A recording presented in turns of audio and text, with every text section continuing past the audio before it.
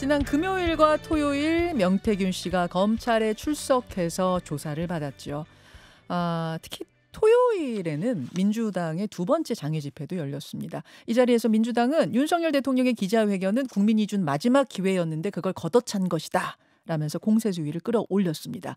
여기에 대해서 여당에선 이재명 대표의 1심 선고를 앞두고 방탄 목적으로 집회한 거다라며 대응하고 있는 상황. 자, 주말 사이 이슈들 짚어보고 이번 주에 가장 큰 이슈가 될 이재명 대표 1심 선고까지 짚어보겠습니다. 민주당 장경태 의원 만나보죠. 장 의원님 어서 오십시오. 네, 안녕하세요. 장경태입니다. 예, 먼저 주말 사이에 가장 큰 이슈였던 명태균 씨의 검찰 조사 요거부터 좀 살펴볼 텐데요. 금요일 토요일 이틀 연속 출석. 모든 의혹에 대해서 강하게 부인을 했습니다. 특히 공천 개입 의혹에 대해서 답변한 내용 요거는 직접 우리 듣고 오죠. 아니 누구나 추천하는 거 아니에요? 누구나 사람을 추천하는 거 아닙니까? 추천하지 않을 수가 있나요? 이게 일반 국민의 시각에서는 아니 내가 볼 때는 일반 국민들이 대통령하고 여사하고 접촉이 어렵기 때문에 그런 거지. 누구나 나는 저 사람이 됐으면 좋겠어. 저 사람이 되면 우리 지역이 더 발전할 수 있을 것 같아. 그런 마음을 표현을 하지 않나요? 누구나 추천할 수 있는 거 아니냐. 요거는 지난 대통령 기자회견 때 대통령이 했던 말하고도 거의 비슷한 얘기예요. 누구나 국민은 추천할 수 있다. 그 추천 받은 거다. 어떻게 생각하십니까? 저렇게 증거인멸의 우려가 있거나 증거 입맞추기 하는 분들을 가장 검찰이 먼저 하는 게 구속영장을 신청하는 거죠. 근데 아직까지 구속하지 않고 저렇게 버젓이 돌아다니고 계시는 게 참 신기할 따름이고요.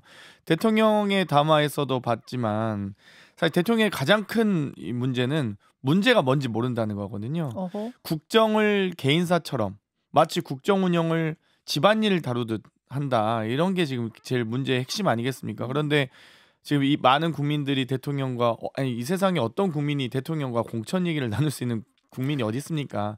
만약 민간인이 일반인이 대통령과 공천 얘기를 한다면 그걸 바로 우리가 비선실세라고 하죠. 대통령이 공천 얘기해서도 안 되고 어떤 국민도 대통령과 공천과 관련 이야기를 해서는 안 됩니다. 그게 실제 한동훈 대표를 할지라도 대통령과 해서는 안 되는 거죠. 그 당시 비대위원장을 할지라도. 그렇기 때문에 저 말은 지금 앞뒤가 안 맞고 결국 이제 명태균 씨의 여러 녹취는 진실을 이야기하고 있는데 해명이 거짓이다 보니까 저렇게 스텝이 꼬이는 것 같아요. 스텝이 꼬이는 것 같다.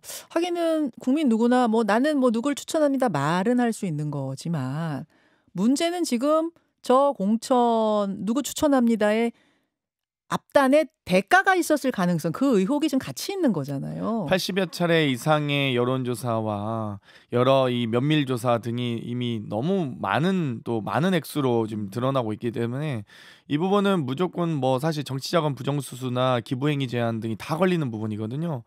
이게 만약 허용된다면 이제 앞으로 모든 정치인들이 용역을 무료로 그러니까 제공받으면서 얼마든지 정치자금을 수수해도 된다는 것인데 물론 이제 아직은 의혹입니다만 예, 권익위에서 명품백을 업무 직무 관련성이 없으면 무제한으로 받아도 된다라고 하는 그 말도 안 되는 것과 비슷한 건데요.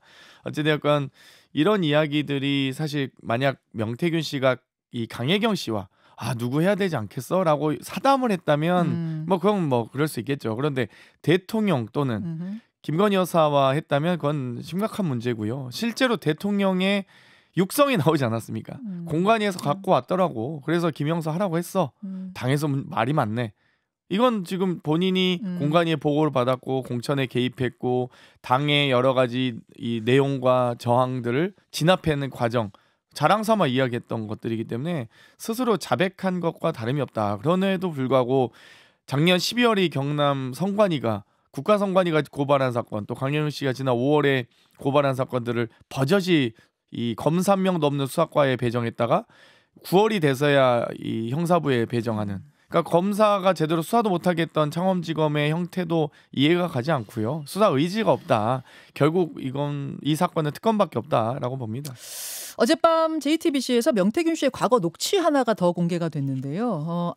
앞서 연구소에서 저희가 직접 들려드렸습니다. 무슨 내용인고 하니 김건희 여사가 자신한테 김영선 의원한테 전화를 해서 전전긍긍하더라. 김건희 여사가 유일하게 개입된 게 김영선인데 그거 들통날까봐 전전긍긍해 하더라. 뭐 이런 얘기를 명태균 씨가 하는 그 녹취입니다. 이 녹취 속에서 명태균 씨 얘기가 허장성세냐 아니면 진짜냐 이걸 밝힐 결정적 증거는 김 여사의 실제 목소리가 있느냐 없느냐 이게 될 거고 그것이 이제 어디에 들어있느냐 하면 명태균 씨 폰에 다 들어있을 거 아닙니까? 뭐 없으면 없는 대로 있으면 있는 대로 하여튼 명태균 씨 폰이 나와야 될 텐데 지금 폰 석 대를 다 처남한테 버리라고 했대요. 검찰에서 그렇게 진술했답니다. 어떻게 생각하세요? 검찰이 얼마 전 뭐 저희 9월에 보도가 나고 나서 부랴부랴 한번 이 폰을 압수한 적 있죠. 네. 그런데 그건 사실 명태균 씨 녹취록에서 이미 나오고 실제 통신 기록 조회를 해봐도 올해 1월에 핸드폰 교체를 한 차례 했고요. 언론 보도가 있던 9월 직전에 휴대폰 교체를 합니다. 이미 두 번의 확인된 것만 두 번의 교체인데 10월에 있는 핸드폰 깡통폰 9시간 만에 조사하고 비어있으니까 돌려줬다는 거 아니겠어요? 깡통이어서. 예. 예. 그런데 지금 그 전에 있는 핸드폰 두 개나 최소한 올해 1월 전에는 뭐 그 전에 이 2022년 공천 과정의 내용이 있을 거고 당연히 9월에 이 교체한 것은 올해 총선 과정에서의 여러 이미 뭐 2월 3월에 김해로 가래 뭐 김건희 여사 김해로 가래 뭐 상원에서 이런 녹취들은 이미 나왔는데 이 녹취들이 있는 그건 강혜경 씨와의 대화 과정에서 나왔던 녹취인데요. 네네. 사실 명태균 씨 핸드폰을 압수하지 않고 검찰이 이렇게 버젓이 방치하면서 9월에 이후에 핸드폰만 깡통폰만 지금 압수했던 거 아니겠습니까? 그리고 심지어 처남에게 이 폐기하라고 했다라는 이미 얘기가 나왔으면 사실 처남을 지금 구속해야 될 상황이거든요. 증거인멸하라고 지시한 게 나오지 않았습니까? 어허. 실제 하드디스크 폐기하라고 강혜경 씨한테 얘기했던 녹취가 이미 나왔었는데 지금 하드디스크 확보를 하든지 명태균 씨 이미 구속을 그때 당시 했어야 됩니다. 그런데 버젓이 하드디스크나 핸드폰을 폐기, 증거인멸을 할 우려가 충분히 있음에도 불구하고 명태균 씨 지금 아직까지 구속되지 않고 있는 거잖아요. 그러니까 지금 9월에 언론 보도가 나고 나서 즉각적으로 이미 2달이 지나고 있습니다. 11월 좀 중반을 향해서 가고 있는데 아직까지 이렇게 버젓이 이 방치한다? 검찰이 수사지가 없는 겁니다. 사실 이미 강혜경 씨가 2만여 개의 녹취록을 가지고 올해 5월에 고발했음에도 불구하고 9월이 돼서야 이 사실 형사부에 배정한 것 또한 만약 제대로 5월에 수사했으면 네. 선거법 공소시효가 올해 10월 10일까지 아니었습니까? 제가 보면 국민의힘 의원님들 몇 명이 수사 대상이 됐을지 가늠이 안 될 사안이었습니다. 그런데도 불구하고 공소시효 끝날 때까지 이미 방치한 겁니다. 검찰이. 진짜로 버리긴 버렸을까요? 진짜로 폰은 지금 세상에 없는 걸까요? 뭐 지금 아버지 무덤에 산소에 네. 묻어놨다.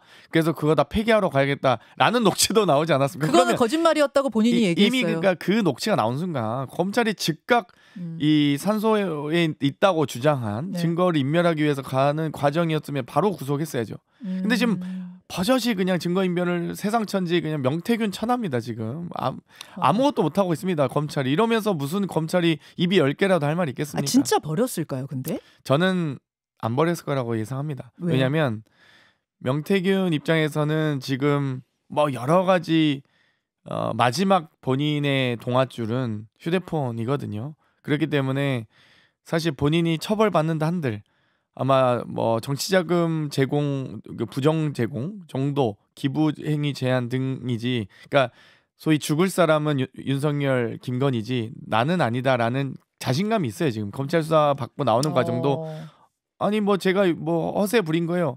내가 허세 부렸다고 얘기했으니 대놓고 언론 브리핑 왜 하겠습니까?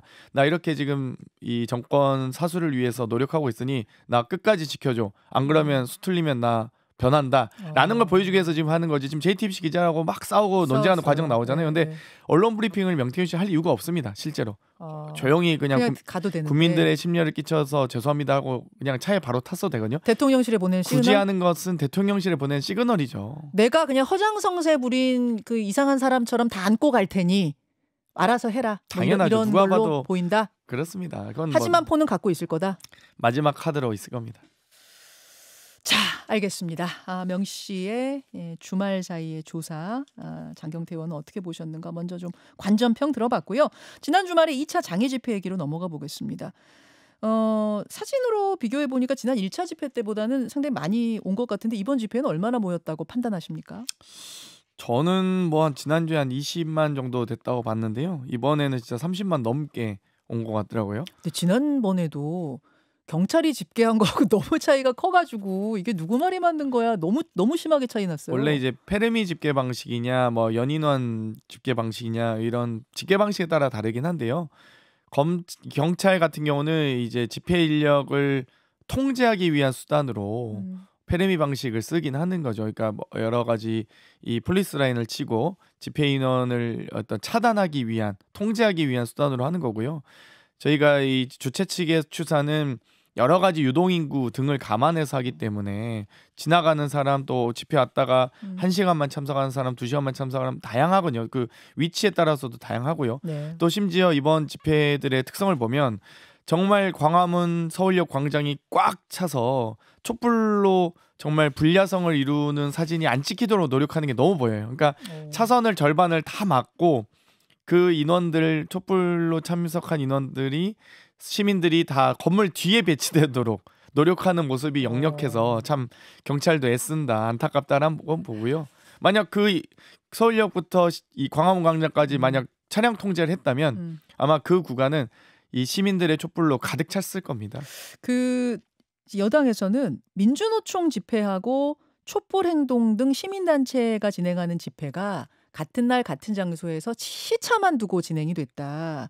이거는 민주당이 역풍받을까 봐 두려워서 따로따로 하는 것처럼 하지만 누가 봐도 같이 하는 원팀으로 하는 거 아니었느냐 요 얘기를 했고 또 하나는 지난번에 민주당 혼자 해서 반응이 별로 없었기 때문에 이번에는 아닌 척하면서 같이 해가지고 좀 인원을 불려 보이게 한 거 아니냐 이런 의혹도 제기를 하더군요.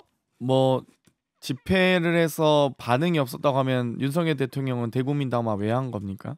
그러니까 거기에 대한 답변을 못하죠. 국민의힘은. 대통령 담화를 안 했어야죠. 그럼 별거 아니라고 생각했으면. 아 지난 주말 장애 집회 때문에 대통령이 기자회견 한 거다? 뭐 여러 가지 종합적인 복합적인 요인이 있겠지만 지금 대통령도 어찌됐건 지금 심리적 압박을 받고 있는다는 사실 아니겠습니까? 그러니까 국민들의 여론이 정말 좋지 않고 단순히 여론조사 일일비하지 않겠다, 신경 쓰지 않겠다고 한 대통령이 그럼 여론조사 때문에 대국민 담화한 건 아닐 텐데요.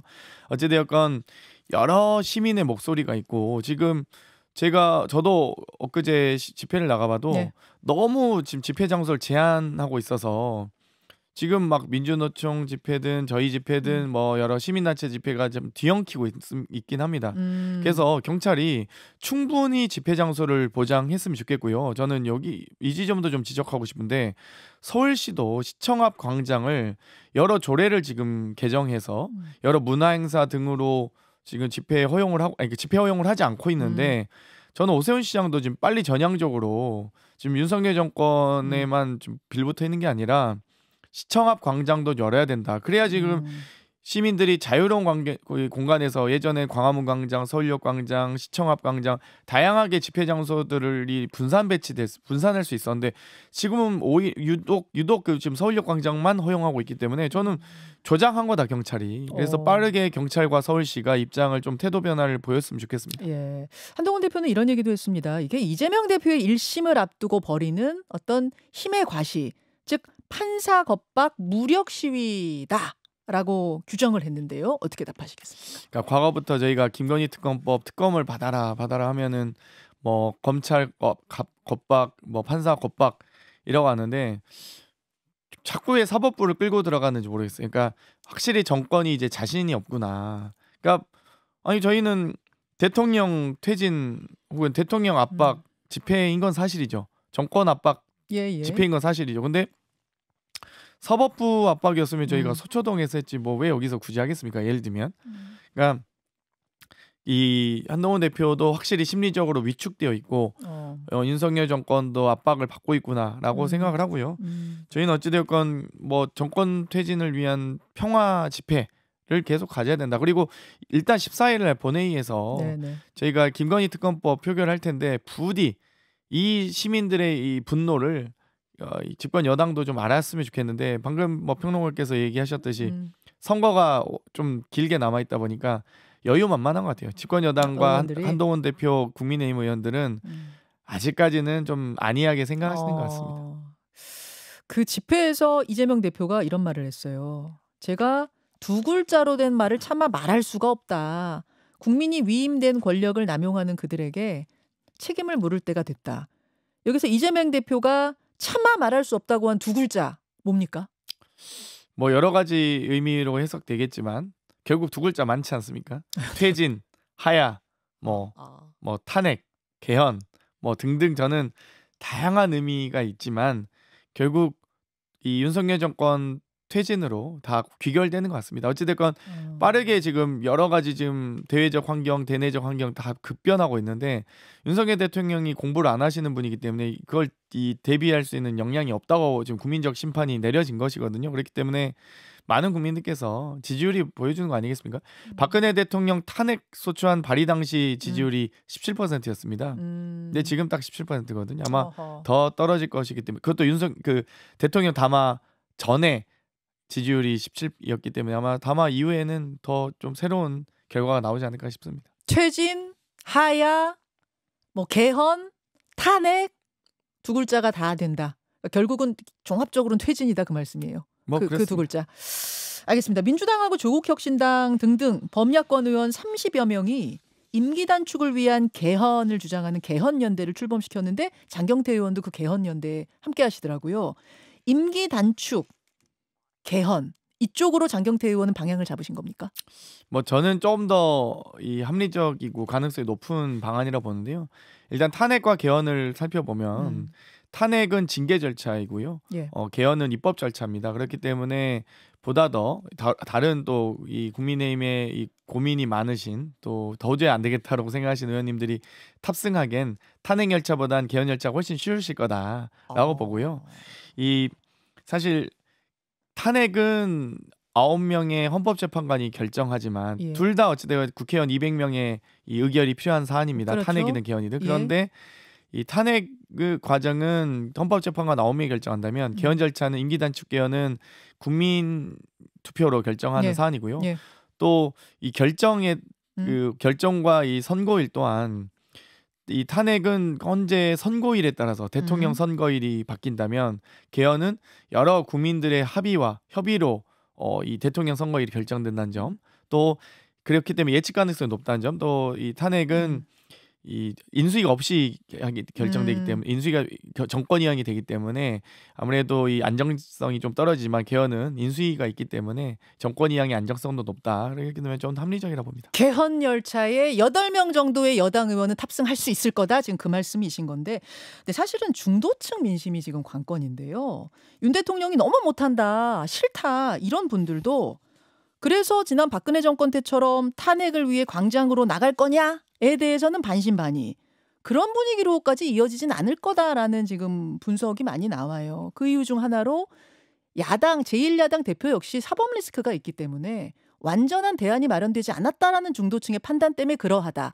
그 불이 안 붙는 거다. 이런 전문가들 분석이 있던데 어떻게 보세요? 저는 2016년 촛불 때는 이제 민주당의 의석이나 혹은 야권의 의석이 좀 많이 부족했던 상황이었습니다. 그렇기 때문에 아마 국민들께서 나서지 않으면 도저히 국회를 믿고 맡길 수 없다라고 보셨을 것 같고요. 아마 지금 상황은 그래도 야권이 192석에 달하기 때문에 압도적에도 다수를 형성하기 때문에 여러 가지 국회를 좀 믿고 지켜보자는 의견이 있으신 것 같아요. 이미 그리고 그때 2016년 당시에는 과연 대통령 탄핵이 될까? 퇴진이 될까? 라는 그러니까 도저히 나서지 않고서는 뭐 어쩔 수 없다. 지금 뭐 발버둥 치는 심정이었다면 지금은 좀 더 국회를 믿고 지켜보자. 그래도 국민의힘에 8명 정도의 양심 있는 의원이 있지 않을까라는 기대가 아직까지 있으신 것 같아요. 그래서 안 나서도 민주당이 알아서 잘 탄핵으로 이끌 것이다. 이런 것 때문에 그렇다? 부디 이끌어주길 바라는 마음도 있는 것 같고요. 지금 그 당시 중도층의 그러니까 박근혜 대통령 탄핵 당시와 지금과 비교해 보면 중도층과 TK의 지지율은 거의 유사합니다. 거의 붕괴되고 있습니다. 알겠습니다. 1분 남았는데요. 이재명 대표 재판 생중계하자라는 그 이제 여당의 요구 어떻게 보세요? 저는 예전에는 이제 대법 판결만 생중계했고 1, 2심 같은 경우는 지금 이명박 전 대통령이 유일했거든요.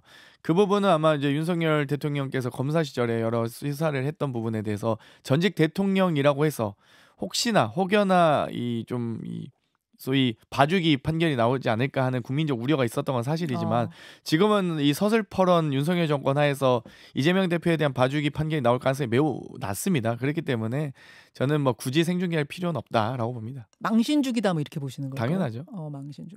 지금 재판부든 검찰이 지금 봐주기 수사, 봐주기 재판할 분위기입니까? 털고 가려면 오히려 그냥 국민들께 다 생중계하고 무죄 받으면 어때? 뭐 이런 일각의 민주당 의원들 의견도 있는 것 같던데. 뭐 일단 망신주기식 이 재판 생중계에 대해서는 수용하기는 어렵고요. 아마 저는 재판 결과가 다 결정할 거라 봅니다. 여기까지 말씀 듣겠습니다. 민주당 장경태 의원 고맙습니다. 고맙습니다. 김현정의 뉴스쇼는 시청자 여러분의 참여를 기다립니다. 구독과 좋아요, 댓글 잊지 않으셨죠? 알림 설정을 해두시면 평일 아침 7시 10분 실시간 라이브도 참여하실 수 있습니다.